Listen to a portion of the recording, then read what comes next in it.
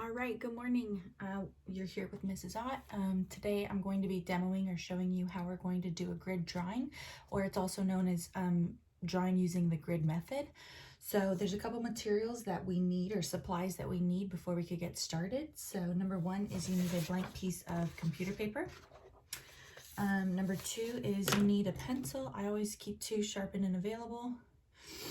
Number three is you need an eraser.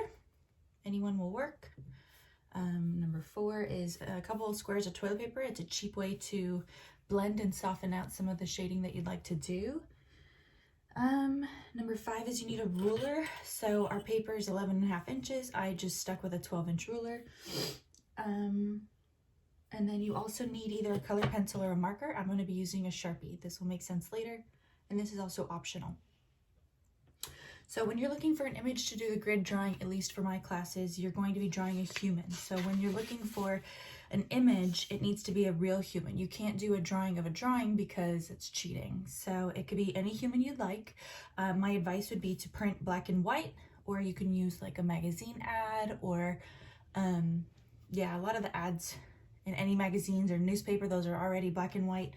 So I have two printed examples here of photos.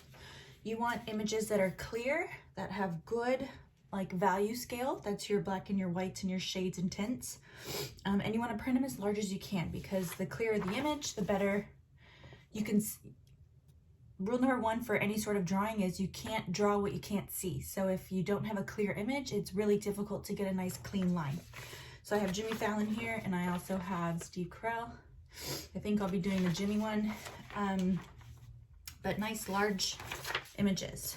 All right, so that's the kind of pictures we're looking for. Again, you're looking for a human, and you're also looking for an image that is not already a drawing. It needs to be a real life photo. Again, it doesn't need to be a celebrity or a stranger. It can be a family photo. It could be a baby photo from when you were young. Anything that's memorable or sentimental, that works as well. And then last but not least, just to not assume that everyone understands or knows how to use a ruler, I'm going to give a quick demo on how we use them. So students often get confused that the measurement doesn't start at actually the beginning of the ruler. The measurement starts at the first line. So that's your zero measurement. So the measurement, again, doesn't start here. It starts here. For this project alone, we're only going to be using the 1 inch, which is the large line after the number. Let's see if I can use this as a pointer. So we have that large line after the 1 inch, and then we have that large line after the 2 inch. Those are my 1 inch marks, 3, 4, and so on. And then we're going to be also using our 1/2 inch. So our 1/2 inch are these larger lines in between. So I drew some lines so we could see them. So we have 0, 1/2, 1, 1/2, 2, 1/2, 3. All right, so please feel free to look at your ruler and make sure that you get those measurements correctly, because if your measurements are wrong, your drawing is going to come out wrong. For the students that are doing this project and don't have a ruler available, I did upload a PDF copy so you could print it off and use that as a stencil. It's not going to be as good as using a real ruler, but it will work for this project. So, all right, I'm going to come back and we're going to start actually drawing once you get your materials ready. So this is not required, but there are additional materials that I personally favor.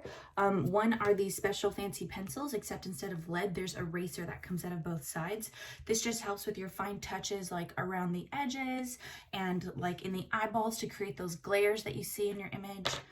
The second thing is a kneaded eraser. It is an eraser, but it's chewy and manipulative like gum. So it kind of cleans up areas and soft spots instead of creating harsh eraser lines. And then last but not least is if you aren't wanting to use toilet paper for your drawing, you can use stumps. So they're called blending stumps, but they basically look like this, and it's really soft paper that's been rolled up, so you can blend some soft grays into your drawings to create a nice soft value scale. So they come in packets like this. And again, they look like this. So this is just to replace that toilet paper. But again, if you're not going out and buying materials, toilet paper will work. Okay, so to get things started for your grid drawing, we are going to be making a 1/2 inch grid in color. So that's where that marker that's optional comes in over our picture. When we do this, you want to start at the lower left side of your picture. Hopefully you could see what I'm doing. Maybe if I move it a little closer in that realm. Okay, so I just drew a little arrow here. I chose a pink marker just because it's not black, white, or gray, and it will really stand out. So since I'm starting in that corner, right, I line my 0 up, and I'm going to make a little dot at every 1/2 inch, or tally at 1/2 inch. So 0, 1/2, 1, 1/2, 2, 1/2, 3, 1/2, 4, 1/2, 5, 1/2, 6, 1/2, 7, 1/2. So 7.5 inches. Whatever I do at the bottom, I want to do at the top. So again, I line up my ruler, my 0 at the edge of that photo, so I know I'm starting on a straight line.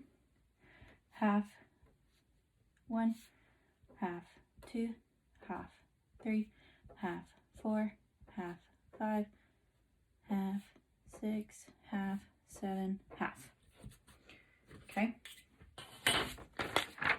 There we go, with our tallies at the top and the bottom, starting in our lower left corner of the image. And now I'm going to connect my tallies using that same marker. This is creating my first grid. So this is basically serving me as a stencil on what I'll be drawing.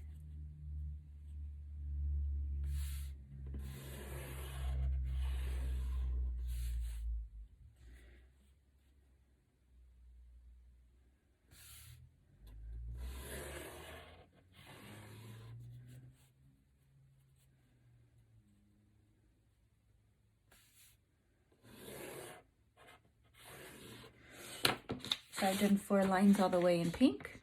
I'm going to continue across and I'll be back. Okay, so I'm back because I've officially finished my lines.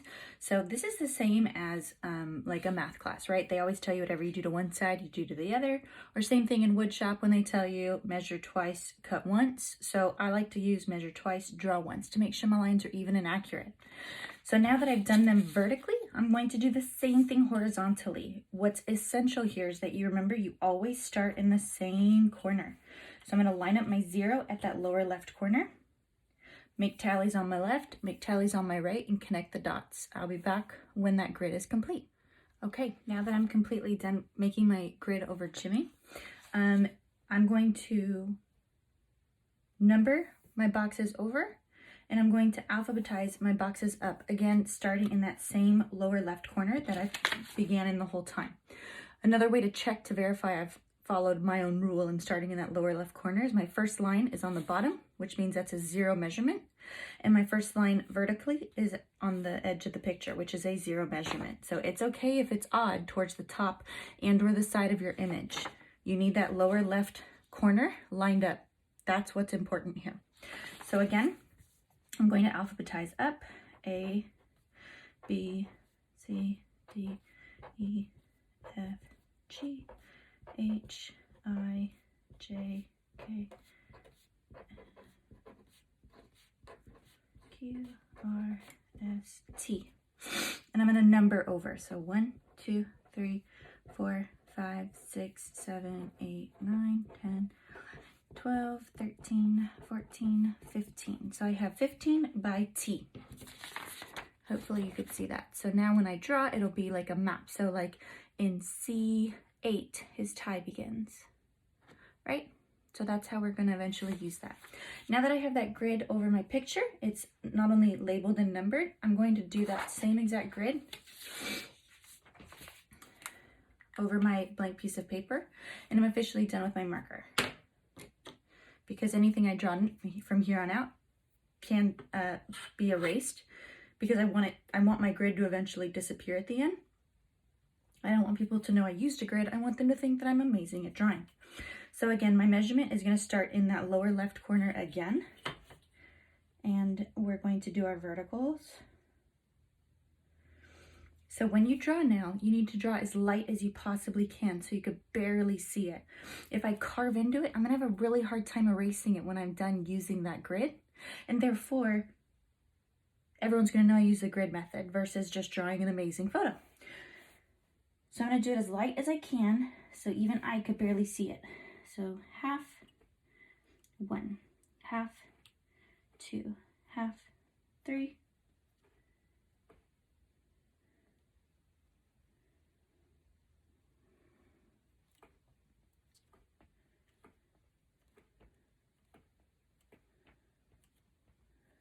and half is the end. All right, so again, I did at the bottom. I'm going to do it at the top. I'll be back when that grid is completed. Okay, so now I'm done drawing my grid very, very lightly. And again, it's the same measurement as the picture that I've already done. So it's 1/2 inch by 1/2 inch. So now I'm going to skip this first corner box. Again, I'm drawing everything very lightly so that I can eventually erase it. I'm going to number it just like the bottom. So 1, 2,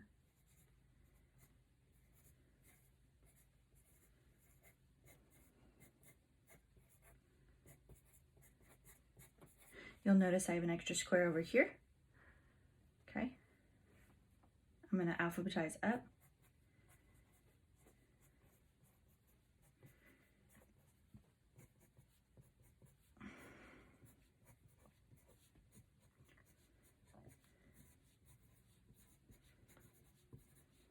Again, I have an extra box at the top. So I'm going to overlap these guys and show you how it's the same exact thing. When you're doing this, you want to make sure you're numbering the row, not the line. We're not following the lines, we're following the boxes. So again, you want to skip that lower left corner. So your A and your 1 are not on top of each other, okay? All right, so we've done our grid over our photo. We've numbered and alphabetized. We've done our grid over our blank piece of paper as light as we can because this is our final drawing. And we've also numbered and alphabetized. Now we're going to begin drawing our actual photo of Jimmy or whomever you're drawing for your pictures. So when I look here at Jimmy, I notice, right, I'm going to start with just the outline, right, and the crazy hair. So at G1, right, G1 is where his suit starts to enter. So when we're doing a grid drawing, you're going box by box. Hopefully you can see. At G1, about halfway into that box, I need to be closer. I'm going to draw my first line of his suit. It starts to get a little rounded and it almost touches the peak up here. And then now I'm in box G3 and it starts to enter into H. So you'll notice I'm going box by box and I'm just simply starting with his outline. Okay. All the way up into there, and then we have his cheek coming in. So this line's hard to see. I like to go over the lines that are difficult for me so I know where I'm drawing. So I'm in H5.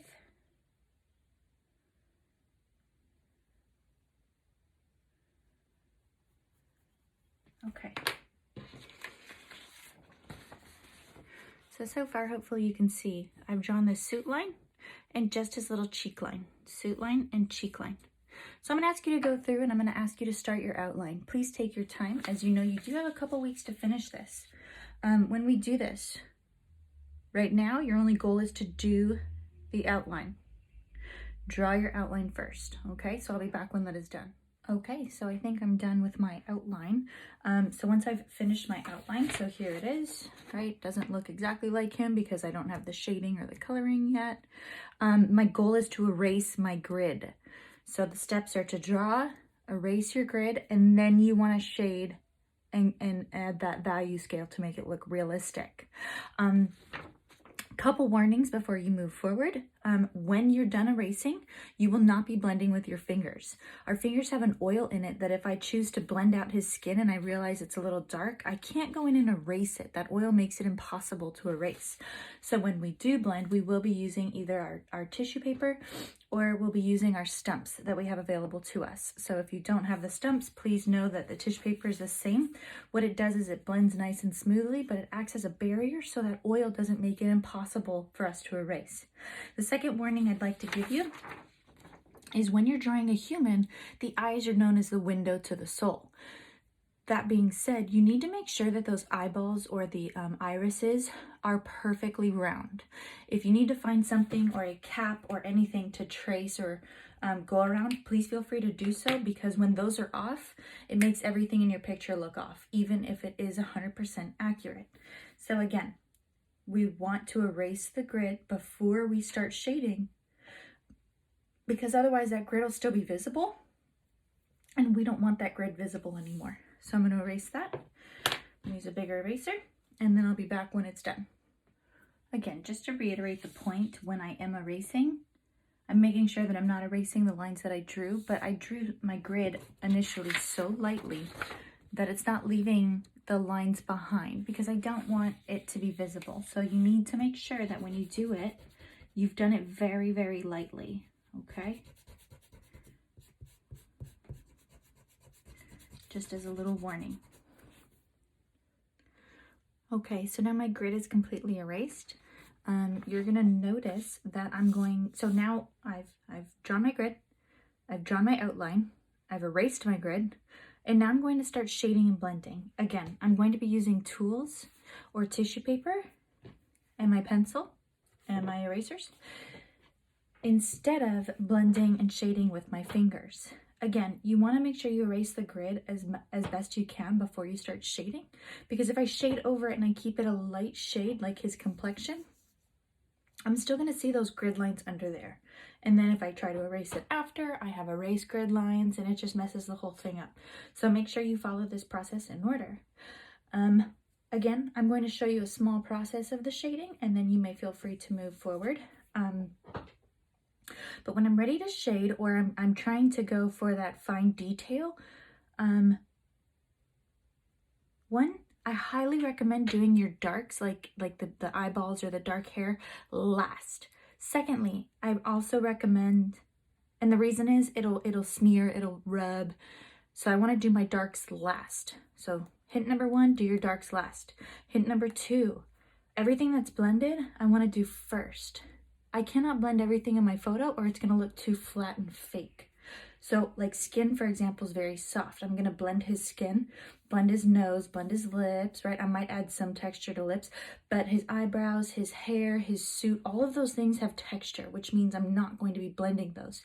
Having that variety of texture in my picture creates more interest, and it captures the viewer's attention, creating more emphasis in my photo. So let's start with something somewhat easy. So you'll notice that I created some bubbles where I started to notice darker shades. So what I'm going to do is I'm going to shade those in. I'm not going to shade his whole face because it's such a light gray that I don't want my whole picture to be way darker than it actually is. Okay. So his cheeks are shaded lines. Oftentimes students think that what they're seeing is actually a line, but in fact, it's shaded. It's not a line at all. It's just the difference of color. Okay, I know this looks creepy at first, but as I constantly go over it and go over it and go over it,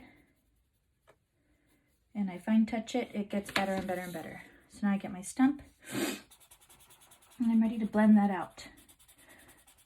So again, I have a sharper line inside the nose, so I do that with my eraser.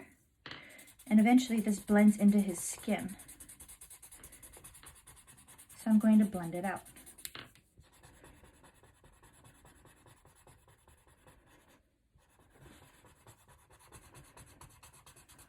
Right, it's lighter up in here, but I get a little darker in this area.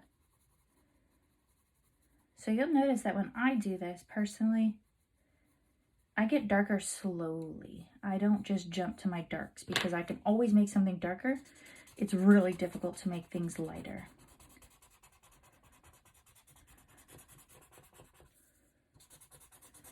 Okay. Sorry, I'm using the stump. Let me use tissue paper like I recommended. So I have a darker cheek here. Okay. His face looks chunky in my drawing, but it actually isn't. What it is it's that 3-dimension. It's that side face. So I'm gonna do it more linear to give him a more slender face because Jimmy Fallon has more of a slender face. Okay.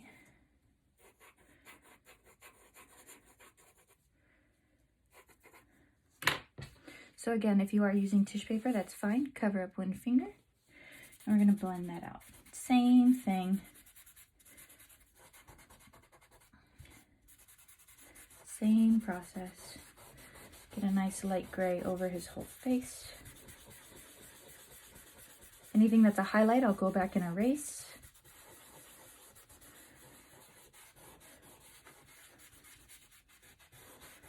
Like his teeth, I would go back and erase because those are white, white, white. They are Hollywood white, okay? Again, I'm gonna kind of go over my lines so I don't lose them.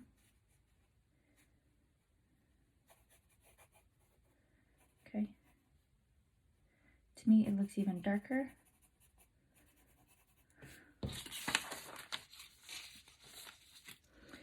In this area.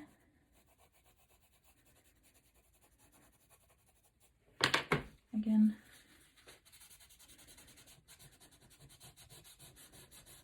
Okay.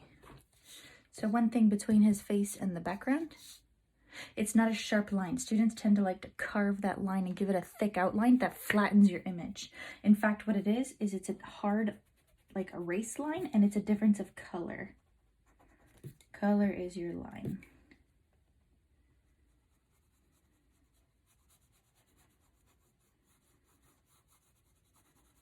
So his ear is lighter, which means I come in and I softly erase it. With that darker complexion in the cheek, that side cheek. So now I see more depth in his ear. Of course, this is not even close to being done, but just to kind of show you that beginning process of this. So I'm going to continue this and we'll be back. If you do have the luxury of having a kneaded eraser, right, it is gummy. If it gets dirty, you just kind of pull it apart and massage it. But what this does is it erases in small areas. All right, so where his highlights are, such as his, sorry, you cannot see that. So his highlights, so he has a little glare on his nose and he has more highlights in this area. So I'm going to just pull that up slowly. We have some pretty light cheeks here.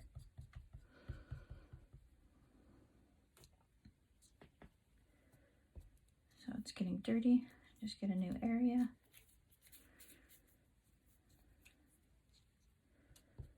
Okay. And that's how you use a kneaded eraser. Maybe watching me make this nose more finalized and realistic will assist you in any way. So therefore I'm going to do it live. Okay.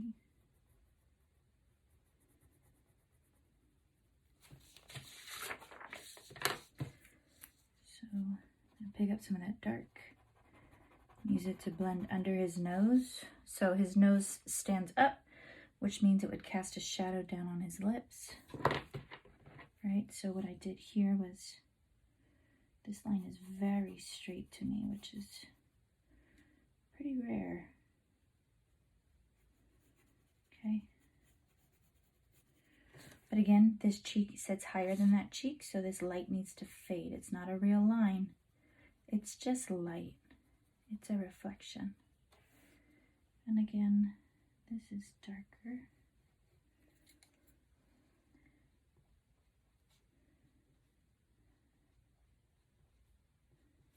Okay.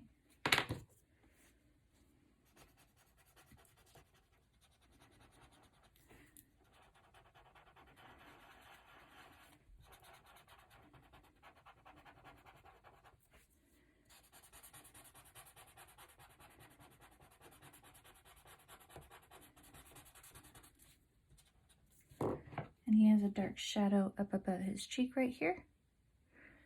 So, gosh, I hope you can see this.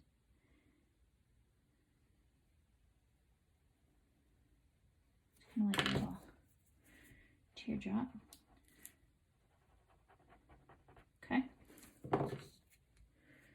he has a darker upper lip.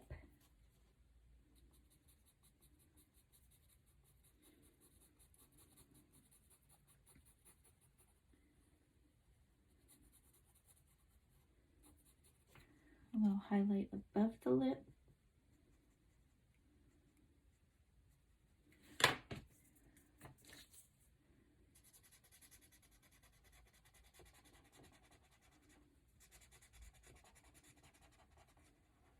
Okay. And where the gum and the lip separate, I see a small dark gray line. I wouldn't even say that that's black. I would say maybe the corners of his mouth, but I would not say this line is black. I would not.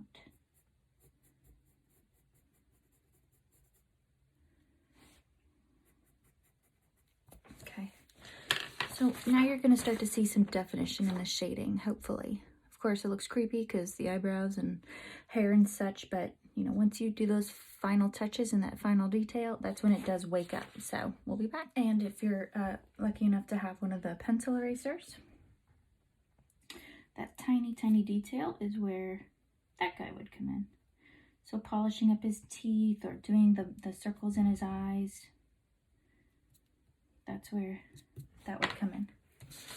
All right, so again, by adding that value scale, I get definition. So you can see that lip is facing more downward towards the ground, but light comes from above, so his upper lip stands out further than underneath his nose. So take your time.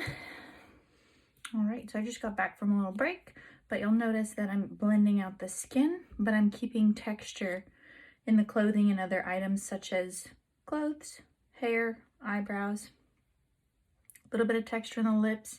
Having that variety of texture makes it look a little bit more realistic. So I'm going to finish here up and we'll be right back. All right, so once you're done with your shading, the very last thing you want to do is come through and erase any lines that are unwanted, or you want to clean up any of your edges. Okay.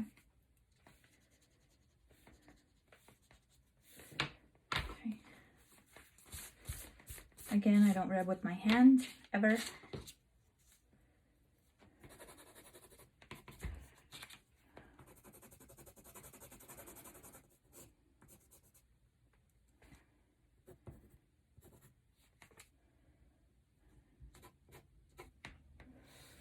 Okay.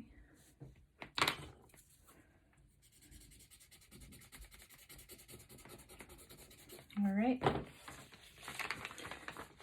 Again, so I erased my grid, I shaded everything in, and then I came in and erased any of my lines that I did not want. So what I would do now moving forward is I probably just draw a box around it, clean up my edges, and I'll be done. I'll be right back. All right, and there's the finished result. Hopefully it does resemble Jimmy Fallon. I'll do a close-up so you can see the line and the texture, as well as what part I chose to blend. So like his face is blended, but the eyebrows are not. So having that variety of texture, as well as his lips, I have a little bit of texture in there. But yeah, there it is. And then there's what I started with. So I hope you love this project and I hope it's successful.